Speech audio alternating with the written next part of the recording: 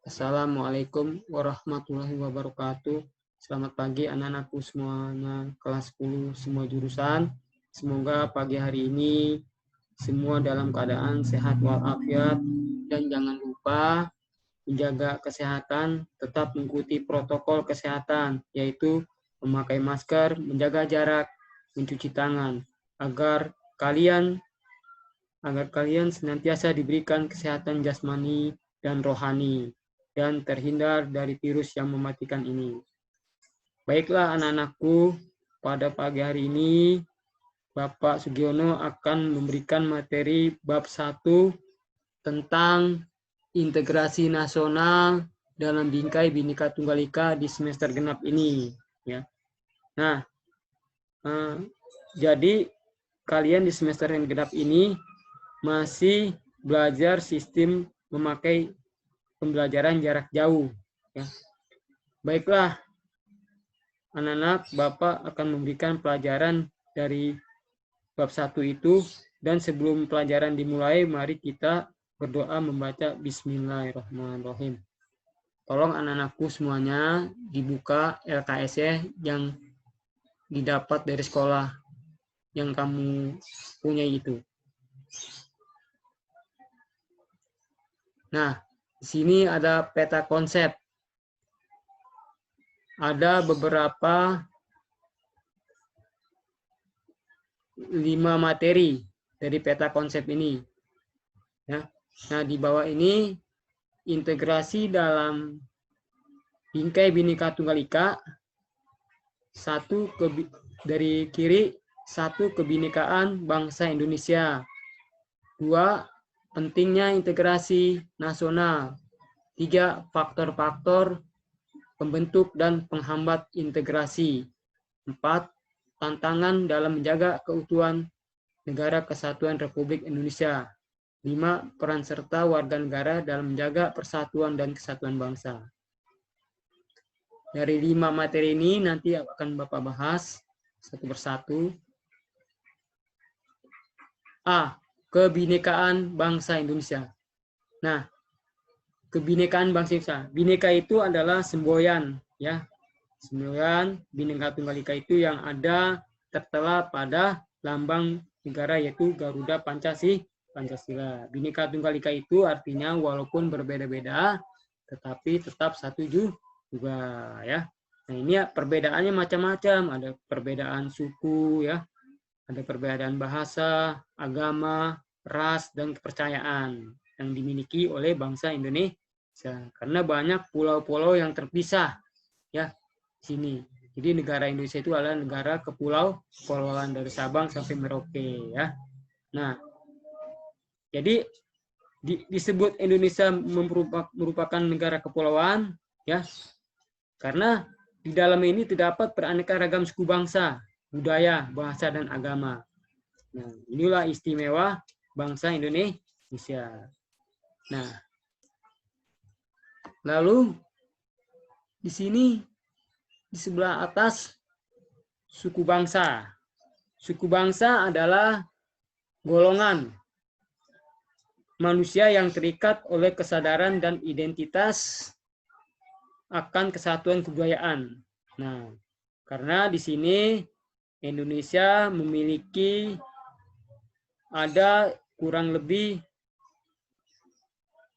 300 kelompok etnik atau tepatnya 1.340 suku bangsa yang ada hidup di Indonesia, ya. Jadi bermacam-macam suku bangsa yang tersebar di seluruh kepulauan Indonesia di sini, ya. Yang kamu lihat ini nanti di dalam petanya itu. Nah, lalu bahasa daerah. Nah, Indonesia memiliki bahasa daerah yaitu bahasa Indonesia, ya. Bahasa persatuannya itu yaitu bahasa Indonesia. Di sini banyak sekali yang dimiliki oleh negara kita. Bahasa daerah itu mempunyai 660 bahasa, ya, yang digunakan oleh penduduk Indonesia, ya. Jadi macam-macam, berbeda-beda bahasanya di sini, ya, setiap daerah, ya.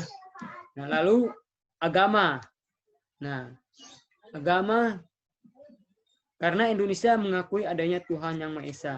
Nah, di dalam undang-undang itu yang terdapat pasal 29 ayat 1 bahwa mengatakan pengakuan negara atas adanya kebebasan beragama Indonesia, ya. Jadi menjalankan ibadahnya sesuai dengan agamanya dan keyakinannya, ya. Nah, karena Indonesia terdapat 6 agama yang secara resmi diakui di Indonesia, ya. Nah, di sini umpamanya agama Islam ada, Kristen ada, Katolik, Hindu, Buddha, dan Konghucu, ya. Itulah agama-agama resmi yang diakui di Indonesia. Nah, jadi di sini kita harus tetap menghargai, ya, istilahnya toleransi, saling membantu sesama agama, ya. Tidak boleh diskriminasi, tidak boleh menghujat, tidak boleh menyakiti agama lain, ya. Nah, di sini namanya toleransi, ya, tidak ada diskriminasi, ya. Kita jangan mempunyai sikap intoleransi. Intoleransi itu ingatnya egois. Egois itu ya semaunya. Tidak boleh, ya, karena di sini kita menganut yang diberikan oleh Tuhan Yang Maha Esa, ya. Nah, kesenian daerah. Kesenian daerah di sini banyak juga, ya. Kesenian daerah di sini banyak seni-seni budaya, upacara adat, ya. Terus pesta perkawinan, pertunjukan kesenian daerah. Nah, itu namanya kesenian adat. Karena di sini adanya umpamanya keanekaragaman pakaian adat, terus senjata, terus rumahnya, rumah adat. Nah, itu macam-macam. Nah, inilah disebut kebinekaan dalam keanekaragaman di Indonesia, ya. Alat pemersatu bangsa. Semboyan Bhinneka Tunggal Ika menjadi salah satu alat pemersatu bangsa yang membuat kita mengesampingkan berbagai perbedaan demi tercapainya persatuan dan kesatuan bangsa. Selain Bhinneka Tunggal Ika, terdapat pula berbagai alat pemersatu bangsa yang lain, diantaranya sebagai berikut. Dasar negara Pancasila. B. Bendera kita adalah merah putih sebagai bendera kebangsaan. C. Bahasa Indonesia sebagai bahasa nasional. Lambang negara burung Garuda, lagu kebangsaan Indonesia Raya. Nah, ini sama seperti negara lain, seperti juga punya dasar negara, punya bendera, punya bahasa, punya lambang, punya lagu kebangsaan. Jadi semua negara seperti ini sama. Persatuan dan kesatuan bangsa. Persatuan dalam keberagaman harus dipahami oleh setiap warga masyarakat agar dapat mewujudkan hal-hal berikut, ya. Nah, di sini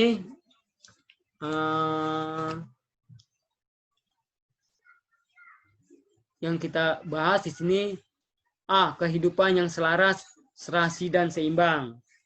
B. Pergaulan antar sesama yang lebih akrab. C. Perbedaan yang ada tidak menjadi sumber masalah. D. Pembangunan berjalan lancar. Nah, di sini adalah modal dasar dalam pembangunan bangsa Indonesia, ya. Nah, di sini. Lalu B. Pentingnya integrasi nasional. Satu, pengertian integrasi nasional. Secara politis diartikan sebagai penyatuan berbagai kelompok budaya dan sosial dalam kesatuan wilayah nasional yang membentuk suatu identitas nasional. Nah, di sini arti dari integrasi nasional, ya, di sini.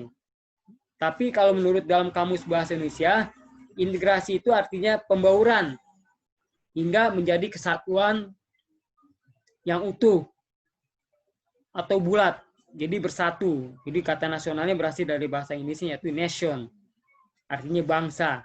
Jadi secara politis dan secara antropologis di sini banyak, ya, arti dari integrasi nasional. 2, syarat terbentuknya integrasi. Nah, ini syaratnya. Syaratnya di sini masyarakat merasa bahwa mereka berhasil saling mengisi kebutuhan, ya. Tercapainya kesepakatan atau konsensus, norma dan nilai dijadikan aturan baku. 3, ciri-ciri masyarakat dalam sebuah integrasi.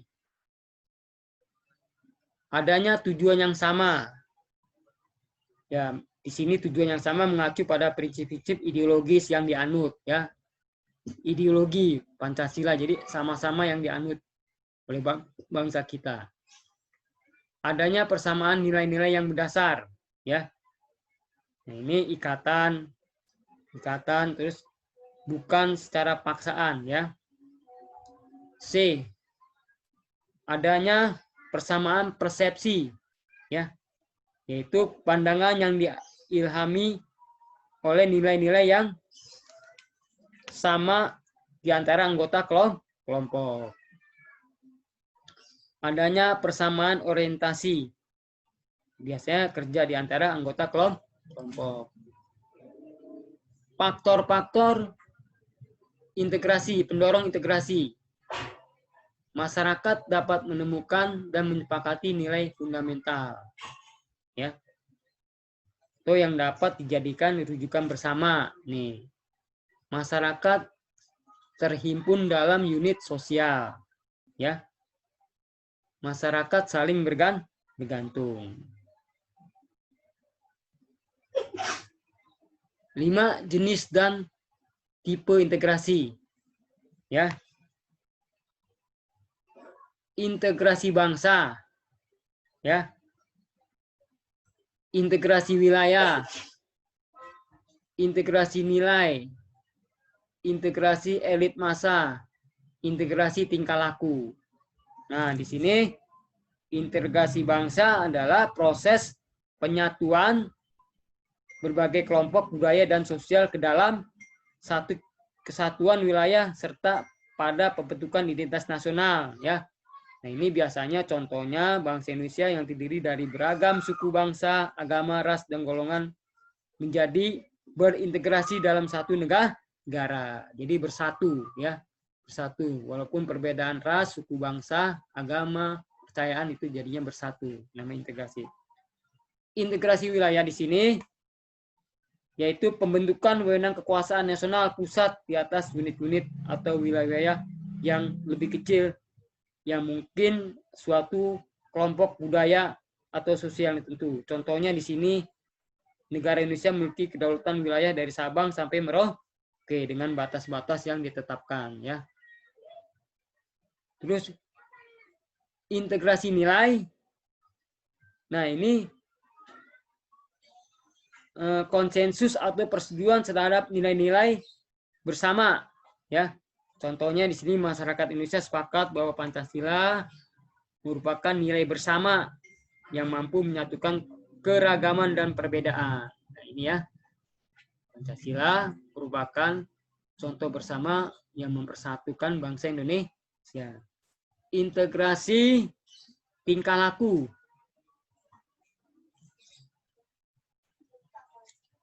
Integrasi elit massa. Nah, integrasi elit massa yaitu menghubungkan antara yang memerintah dan yang diperintah. Contohnya adanya komunikasi yang intensif antara bupati dan rakyat daerah. Nah, ini integrasi elit massa. Integrasi tingkah laku. Nah, tindakan ini biasanya yaitu kemampuan orang-orang yang di dalam masyarakat untuk berorganisasi serta bekerjasama demi mencapai tujuan bersama. Contohnya orang-orang yang mendirikan satu perusahaan lalu mereka bekerja sama di bawah satu manajemen. Ini ya. Inilah 5 jenis dan tipe integrasi. 6. Dimensi integrasi nasional.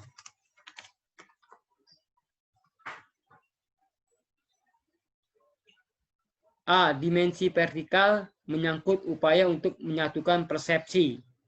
Ya.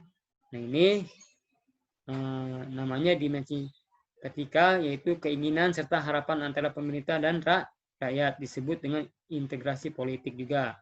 B. Dimensi horizontal berkaitan dengan upaya mewujudkan persatuan di antara perbedaan yang ada dalam masyarakat.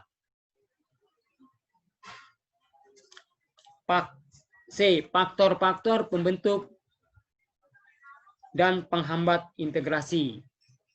Nah, ini ya. 1. Faktor pembentuk integrasi nasional, ya. Adanya senasib dan seperjuangan, ya. Nah, di sini contohnya pada masa Belanda, pada masa penjajahan Belanda, di mana dan juga Jepang yang menjajah Indonesia. Belanda 3,5 abad dan Jepang 3 tahun setengah, yang begitu lamanya menjajah. Jadi dapat mendatangkan penderitaan bangsa Indonesia. Nah, di sini banyaknya pejuang perasaan senasib dan seperjuangan yang menguatkan bangsa Indonesia untuk bersatu. Adanya ideologi nasional. Nah, ini ideologi adalah Garuda Pancasila dan semboyan Bhinneka Tunggal Ika. Ini ya ideologi nasional namanya. Adanya tekad serta keinginan untuk bersatu. Ini contohnya dalam Kongres Sumpah Pemuda, ya, di mana para pemuda mengikrarkan diri untuk bersatu dengan nama Sumpah Pemuda pada tanggal 28 Oktober 1928. Adanya ancaman dari luar yang menyebabkan munculnya semangat nasionalisme. Nah, ini biasanya ancaman dari luar ini biasanya muncul, ya, muncul sehingga dapat menggerakkan semangat nasionalisme bangsa Indonesia. 2 faktor penghambat integrasi nasional. Faktor penghambat nasional. Ini kurangnya penghargaan terhadap kemajemukan yang bersifat heterogen. Nah, ini di sini kemajemukan ini maksudnya bermacam-macam yang ada di usaha suku bangsa, agama, bahasa, dan kepercayaan. Ini namanya kemajemukan, ya, setiap berbeda-beda lah. Nah, ini heterogen itu sama juga sifatnya heterogen, berjenis-jenis suku bangsa dan agama. Kurangnya toleransi antar golongan. Nah, kerjasama, saling membantu ini kurang. Nah, ini faktor penghambat integrasi seperti ini. Kurangnya kesadaran masyarakat terhadap ancaman dari luar. Nah, sini kurangnya kesadaran biasanya di sini di mana jika tidak dicegah rasa kesadarannya dirinya berkurang dengan dampaknya globalisasi ini, ya. Di masa era globalisasi ini untuk meningkatkan kesadaran diri masyarakat, wujudnya rasa kesatuan dan kesatuannya ya harus terwujud.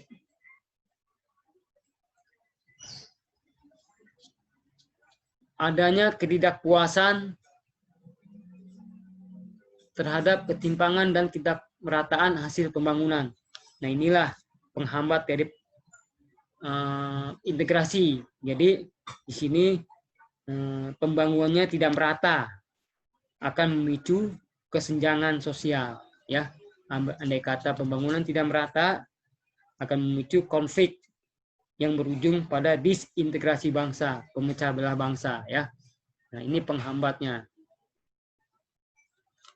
Tantangan dalam menjaga keutuhan NKRI. 1. Tantangan yang dihadapi bangsa Indonesia dalam menjaga keutuhan NKRI. Nah, di sini adanya pelanggaran wilayah. Nah, ya, pelanggaran wilayah. Terus bahwa gangguan keamanan maritim dan dirgantara, ya. Terus gangguan keamanan di wilayah perbatasan. Lalu kegiatan penyelundupan senjata dan bahan peledak. Lalu di bawahnya masalah separatisme. Lalu pengawasan pulau-pulau kecil terluar. Ancaman terorisme. Nah, di sini biasanya inilah tantangan bangsa Indonesia yang menjaga keutuhan NKRI. Banyaknya umpamanya pelanggaran wilayah, umpamanya negara, karena Indonesia itu banyaknya pulau-pulau jadi berbatasan dengan negara-negara tetangga. Nah, itulah banyak pelanggaran yang dilihat dari perbatasan antar wilayah negara. Nah, gangguan keamanan maritim ini biasanya maritim ini laut. Laut itu adanya istilahnya illegal logging ya, pengambilan hasil laut sumber daya alam yang ilegal ya. Terus kalau di udara di Dirgantara itu wilayah udara diganggu oleh negara tetangga yaitu. Nah, gangguan keamanan wilayah perbatasan juga umpamanya contohnya antara Malaysia dengan Indonesia ya. Terus antara Timur Leste dengan Indonesia. Nah, ini biasanya ada gangguan-gangguan wilayah perbatasan ya, karena kita berdekatan dengan perbatasan negara-negara tetangga ya. Nah, ini biasanya ada juga kegiatan penyelundupan senjata ya. Nah, bahan peledak ini biasanya di daerah-daerah perbatasan ya antara kedua negara ya. Terus masalah separatisme. Jadi gangguan separatisme itu contohnya kelompok bersenjata kriminal KKB. Nah, ini ada biasanya di daerah-daerah terpencil seperti Papua, itu separatisme karena dia ingin memisahkan diri dari wilayah Indonesia. Itu biasanya itu ada juga yang masalah pulau-pulau terkecil yang terluar ya. Terus ancaman terorisme juga. Dua ancaman yang dihadapi bangsa Indonesia dalam menjaga keutuhan NKRI. Satu, militer. Ya. Dari luar, ya. Dari luar negeri ini biasanya agresi. Ya. Pelanggaran wilayah oleh negara lain. Spionisme mata-mata ya di sini ya. Sabotase, aksi teror. Nah, ini dari luar negeri. Nah, ini biasanya di mana contohnya kedua negara antara Malaysia dengan Indonesia selalu konflik ya, karena Indonesia itu banyak pulau-pulau yang terluar menjadi masalah konflik kedua negara. Jadilah suatu pelanggaran wilayah di sini ya. Terus mata-mata juga umpamanya ada orang-orang asing yang wartawan yang ingin spionisme ke Indonesia ya, mata-matai wilayah Indonesia, itu namanya spionisme. Atau di sini juga bisa sabotase ya. Sabotase itu sengaja membuat hasil brutal, membuat hasil sabotase teror ya di sini. Nah, dari dalam negeri biasanya di sini pemberontakan ya. Ini pemberontakan, konflik horizontal, aksi teror, sabotase, SARA, separatisme, perusakan lingkungan. Nah, ini di sini pemberontakan bersenjata biasanya ya ini banyak orang-orang yang umpamanya tidak suka kepada pemerintah, konflik horizontal antara elit politik, aksi teror ya yang banyak terjadi sekarang ini. Umpamanya ada bom, ada terorisme ya di sini. Terus SARA.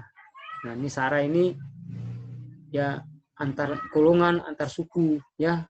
Jadi konflik antar agama bisa, antar suku bangsa bisa konfliknya ya di sini. Nah, karena Indonesia ini negara yang sangat majemuk, yang sangat pluralisme, yang banyaknya suku bangsa, kepercayaan, agama dan bahasa. Nah, ini separatisme ini contohnya yaitu tadi yang saya jelaskan, banyak ingin gangguan-gangguan keamanan separatisme ini seperti di Papua, kelompok kriminal bersenjata yang ingin mengganggu wilayah Indonesia karena dia tidak suka dengan negara kita, ingin memisahkan diri. Nah, itu namanya separatisme. Separat itu dalam bahasa asingnya memisah. Nah, itu perusakan lingkungan. Nah, ini biasanya nih ya, perusakan lingkungan, umpamanya orang-orang yang tidak bertanggung jawab, merusak hutan lindung, segala macam ya. Dua, ancaman juga yang dihadapi non-militer ya. Nah, ini ancaman non-militer ya, yang tidak menggunakan senjata, tetapi jika dibiarkan akan membahayakan kedaulatan negara. Ini ya, ini saya juga contohnya banyak yang ada di Indonesia baru-baru ini ya, yang tidak Bapak bisa jelaskan ini. 3 gangguan yang dihadapi bangsa Indonesia dalam menjaga keutuhan. Nah, geografi ini wilayah ya, kesatuan ya. Geografi, letak Indonesia yang berbentuk kepulauan memiliki karakteristik yang berbeda ya. Di sini daerah yang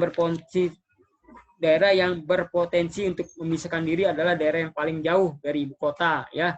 Ya ini biasanya ingin memisahkan diri nih, gangguan-gangguan yang dihadapi bangsa Indonesia. Ini geografi. Jadi yang paling terpencil, paling sulit dijangkau. Nah, dia jadi ingin memisahkan diri dari Indonesia. Ini lebih bahaya lagi ya. Kalau tidak dibangun infrastruktur sarana dan prasarananya. Nah, demografi. Jadi penyebaran penduduk ya tidak merata ya di sini. Nah, maka terjadilah faktor disintegrasi bangsa ya. Ya, selain rendahnya pendidikan, ya mudah dihasut ya oleh para kelompok ya, dan kemampuan sumber daya manusianya berkurang ya. Di sini demografi namanya ya, di sini. Ideologi. Ideologi itu di sini disebabkan oleh konflik yang disebabkan oleh paham ya, paham cita-cita ideologi itu yang menimbulkan terjadinya kemungkinan disintegrasi bangsa ya. Di sini akhir-akhir ini banyak agama sering dijadikan pokok masalah dalam menjadikan konflik negara ini ya. Umpamanya agama yang di Indonesia ini mudah dihasut ya, mudah dihasut oleh kelompok-kelompok elit politik. Nah, ini terus ekonomi. Ekonomi di sini bisa juga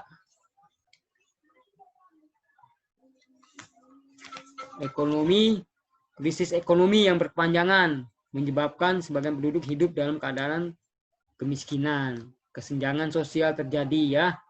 Terus pengangguran banyak ya.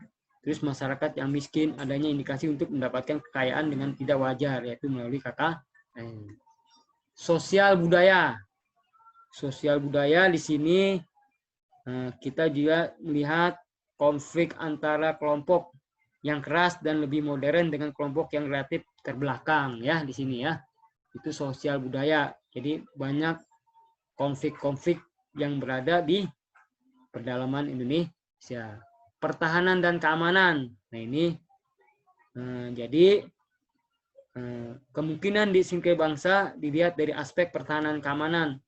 Nah, ini di mana turunnya wibawa TNI dan Polri akibat kesalahan di masa lalu, di mana TNI dan Polri digunakan oleh penguasa sebagai alat untuk mempertahankan kekuasaan. Nah, itu pada masa lalu ya, pada masa lalu. Terus kekayaan alam di sini karena Indonesia ini sangat beragam dan berlimpah serta penyebarannya yang tidak merata dapat menyebabkan terjadinya disintegrasi bangsa. Jadi antara kelompok-kelompok yang ingin terjadinya konflik ya.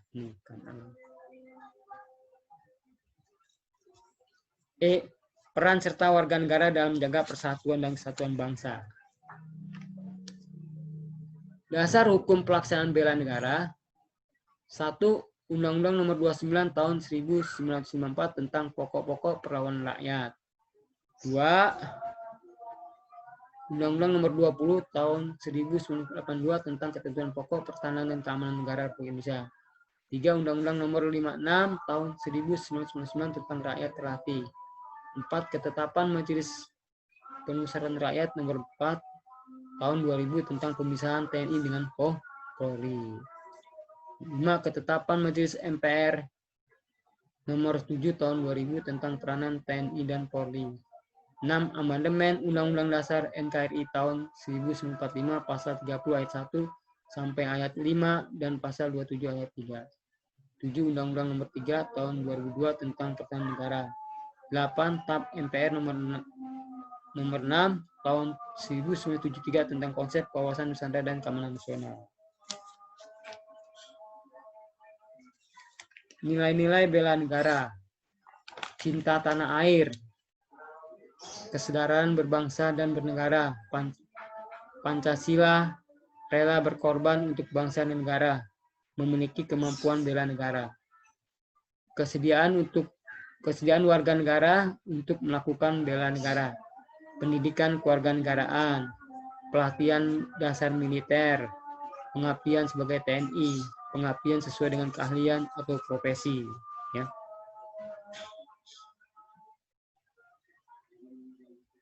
Saya rasa itu materi dari Bapak.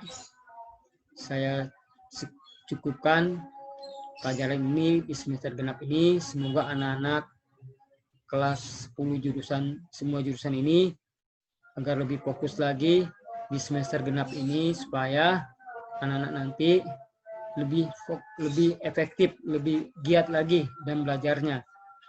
Saya cukup. Wabillahi taufiq wal hidayah. Wassalamualaikum warahmatullahi wabarakatuh.